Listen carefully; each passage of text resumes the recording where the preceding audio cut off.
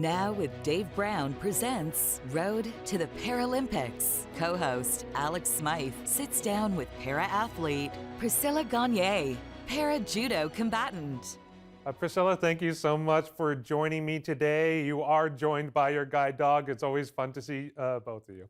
Thank you so much for having us. It's really exciting because it's her first time, so she's usually really good, but she's getting a little antsy. So can you please describe, for someone who isn't familiar, para-judo and specifically like your classifications within para-judo? Sure. So para-judo is extremely similar to regular judo in the sense that all of the techniques are the same. The rules are very similar. The only difference is, so if someone that's blind and doing judo touches a leg, it's not an automatic disqualification or penalty, where in able-body it would be. I believe penalty now, not disqualification. And also when you get close to the out-of-bounds line, you'll hear the referee say, "Jodai, Jodai, Jodai."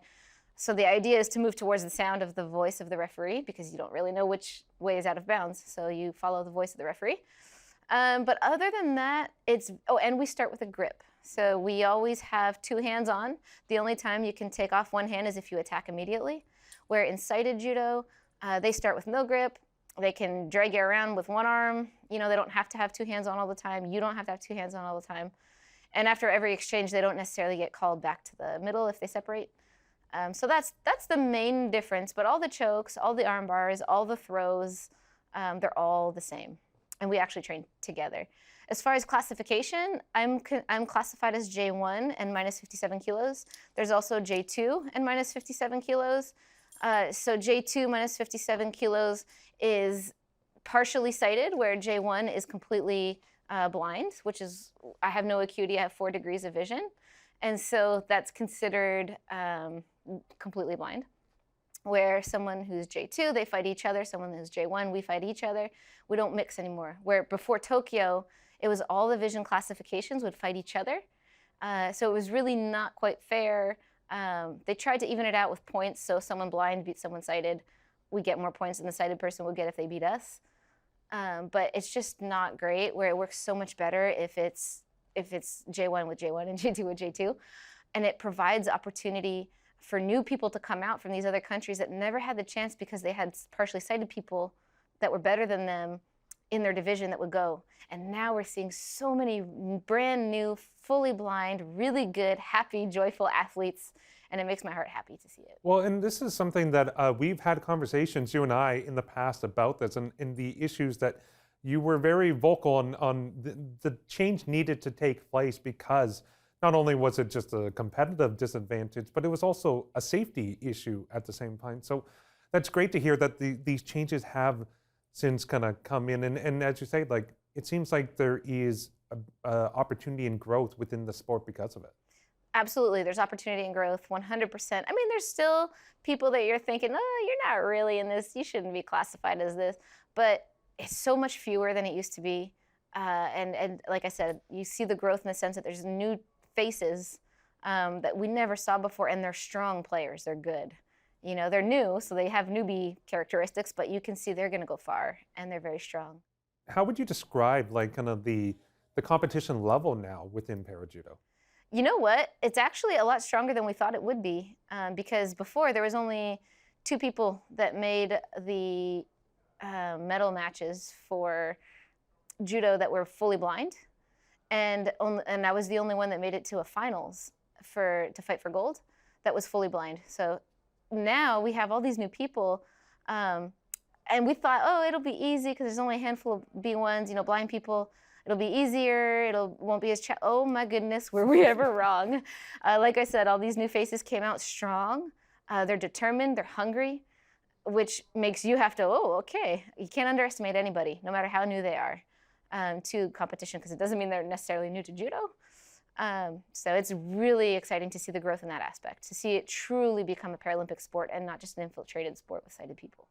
And as you mentioned, you know, you made it to the final in Tokyo, and your last this cycle has been filled with medals, including several silver medals. So what is your hope, and how can you build and continue that momentum that you have been building and bring it into Paris? Well, I take it competition by competition. I don't look at I'll have 3 competitions that it's just too overwhelming, because each competition you got like 4 or 5 fights.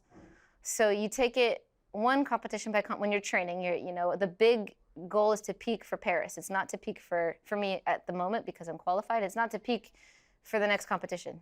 My goal is to work on techniques, is to strategize, it's to continue to explore new things, because where we want it to count, where it counts is where we want to perform the most, is Paris. So that's the long-term goal. Short-term goal is we're strategizing person by person. So we're working on specific things for specific people that I'll be fighting, and just taking it one fight at a time at each tournament. And like I said, not if you look at it overwhelmingly, you look at it, oh my goodness, this year there's so many big tournaments. It's just too much. That's why they teach you with goal setting. You have to break those goals down. It's just too much, too overwhelming to look at the whole schedule. Like being here, you look at your next interview. You don't look at the ones you just did. You don't look at how many more you got to go. You look at what you have next. And I think with the big picture, with a big goal, so you're working on certain things in each training, with the big picture for everything to come together when it needs to in Paris. How are you feeling right now as you train this year? I'm feeling great. I still have injuries that I'm dealing with, new ones this year. But nothing fractured, so that's a plus. That's already better than last time. But it's there's always going to be something. It's a combat sport. There's always a little something here and there. So you just push through, and you learn when enough is enough. Sometimes less is more, when you need to rest it. Sometimes you learn ways to cope around it, like changing whatever fighting style, changing whatever technique. You might do the same technique a different way. So yeah, it's just about management and creativity, thinking outside the box, and I have a great team of people to help me do that. So I feel good though. I feel ready. This will be my last Paralympics. I'm going to retire. So I feel like this is my year of just having fun, putting it all out there, and just going for it, and just enjoying the journey. Why did you come to the decision that, okay, Paris is going to be the end of the road? My age has a big part to do with it. I'm 37, I'll be 38 when I compete in Paris. And I'm just ready for the next step in life. I'm ready for the next chapter. I've done judo now competitively for about 10 to 12 years, and it's been the most amazing experience. It's given me so many different opportunities, like being here with you today, and others as well. And it's just, I feel like it's all built up to this moment of my next steps. And I think it just kind of made the ladder for me, or built the stairwell, whatever analogy you want to use. Yes, I could keep climbing, but at what cost? And my body, I have to live with it for the rest of my life. And so I'm just both ready mentally and physically to do the next big thing in life. There's a lot of life out there left to be lived, and I want to take everything I've been blessed with over the last 10, 12 years and carry it over into the next phase of life. No, that makes total sense. And when you look back at the career so far, what moments stand out to you? Like, what are some of your favorite memories from your time competing? Oh my goodness, there's so many. The video just played through my head.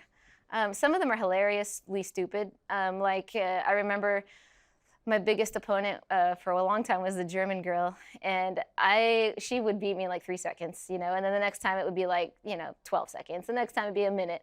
I remember learning this particular move technique before this one competition, and I was so excited to try it. The thing is, the move that I was trying to do was the perfect entry for one of her moves, and I didn't know. And I was so excited. I made it 3 minutes into the fight, and I'm like, oh yeah, I gotta try this new move. And I went to try it, and she just flipped me so hard on my head with a big épaume. I actually laughed because I just felt so stupid. And she laughed because I laughed, and it was, funny moment. To go from that and then fighting her in Tokyo. I hadn't fought her in a long time, and I got to fight her in Tokyo, and I beat her for the first time in my entire career. So that was really, not beating her, but by beating her, I was able to see the trajectory of my improvement over all of the years, and just see how far I've come. So that was really cool.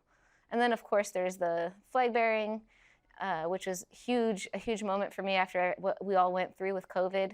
There was a lot of things that people didn't know that was happening, both in sport, but also just in life. As a para person living with disabilities, COVID really highlighted how we're kind of on the back burner. You know, from things like the arrows in the grocery stores when you need to go this direction and can't see them, I go down and get yelled at by someone because I'm going the wrong direction in the aisle.